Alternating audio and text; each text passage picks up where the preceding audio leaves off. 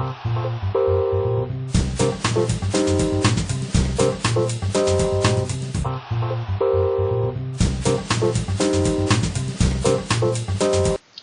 à tous, je suis Lydia Provin de votre assistante, formatrice et créatrice d'applications et sites web.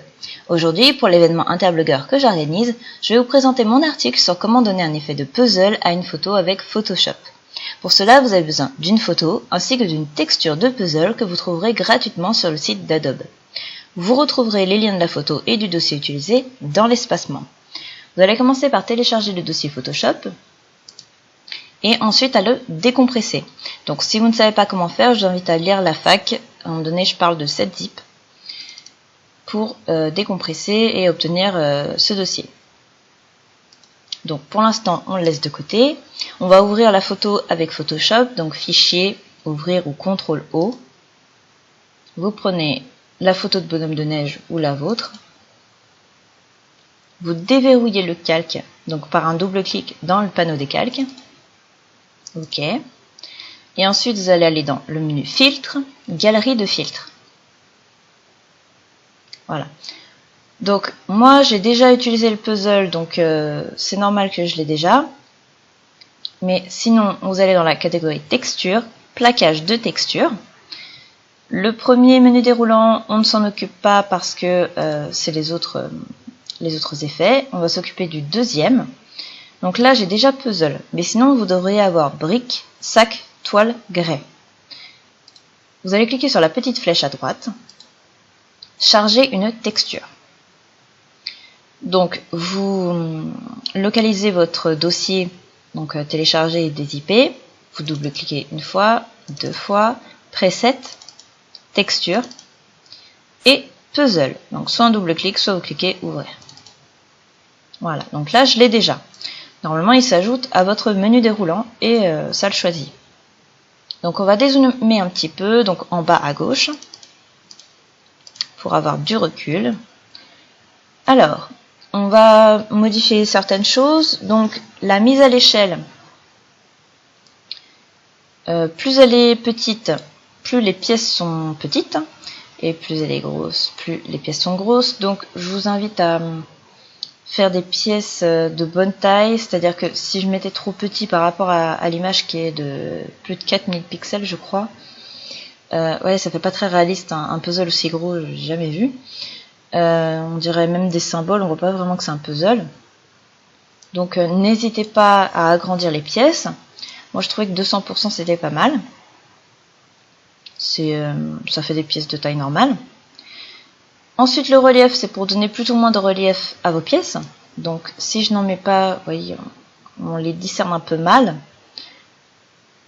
Ça fait quelque chose de très net, mais bon, voilà, c'est pas très réaliste.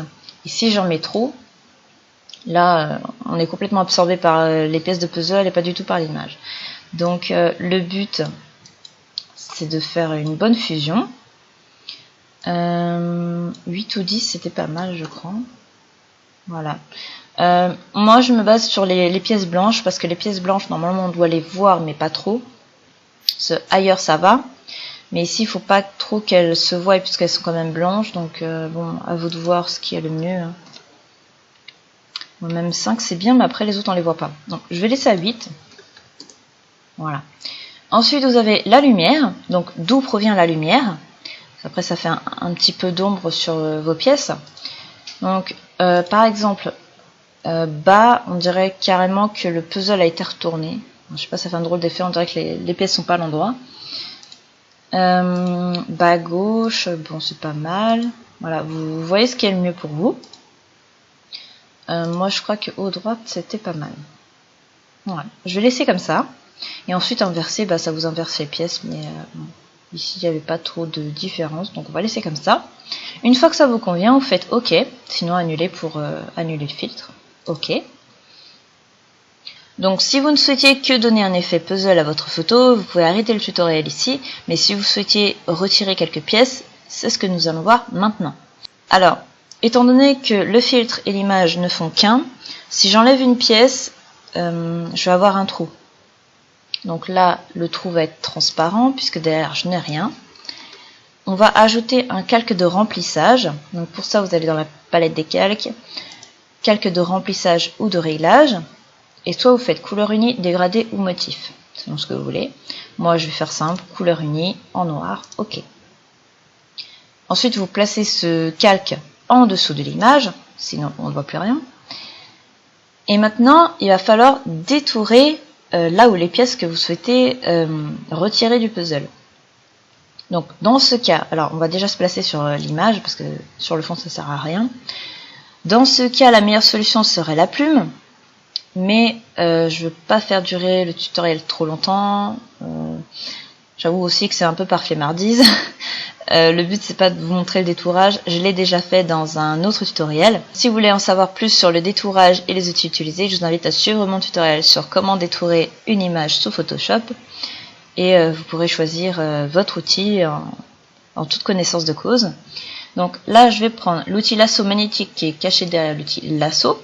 Donc c'est celui-ci. Je vais d'abord zoomer sur ma pièce. Donc avec l'outil zoom, je vais enlever celle-ci. Donc je zoome bien. Je prends mon outil lasso. Et vous allez voir que ça va être très moche, hein, ça va être très mal détouré, mais c'est pas le but de ce tutoriel. Voilà, on fait ça rapidement. Il va y avoir des morceaux qui vont rester et d'autres qui vont être enlevés alors qu'ils ne devraient pas. Voilà, et je referme en cliquant. Voilà, donc là j'ai détouré ma pièce. Je fais un CTRL X, CTRL V. Et voilà, donc j'ai ma nouvelle pièce dans un nouveau calque. Donc vous voyez, c'est... Si je prends l'outil... Voilà, c'est très mal détouré. Bon, après, on peut toujours faire un petit coup de gomme. Voilà, pour rattraper le coup. Mais bon, vraiment, le mieux, c'est de faire avec l'outil plume. On va pas s'attarder là-dessus. On peut faire un CTRL T pour faire pivoter la pièce. Donc après, vous prenez... les côtés, vous le tournez, etc. Et avec, donc après vous validez par entrée, et avec l'outil déplacement, bien sûr, vous pouvez déplacer la pièce où vous le souhaitez, ou carrément l'enlever, dans ce cas-là, vous supprimez le calque. Pour donner un peu de relief à cette pièce, vous allez double-cliquer sur son calque, ici, pour faire apparaître la fenêtre de style de calque. Vous pouvez ajouter un biseautage et estampage, donc... là, on va pousser, voilà, pour voir le résultat. Biseau interne, lisse, etc. J'ai rien changé. Et une ombre portée en mode de fusion produit. Voilà. Donc c'est pas mal. Hein. Si c'était mieux détouré, ce serait mieux. Mais bon, voilà.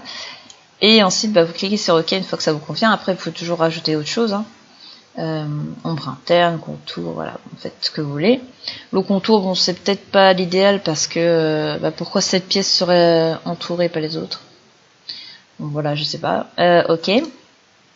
Et donc, si vous souhaitez retirer d'autres pièces, vous vous replacez sur votre image, bien sûr, et vous redétourez les autres pièces. Vous faites un coupé-coller, etc. Donc, il faut répéter toute l'opération du détourage jusqu'à l'application du style de calque.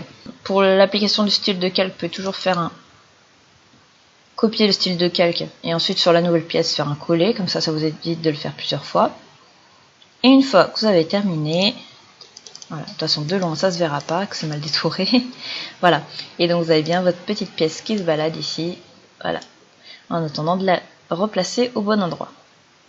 N'hésitez pas à poser vos questions relatives à ce tutoriel en commentaire, j'y répondrai avec plaisir.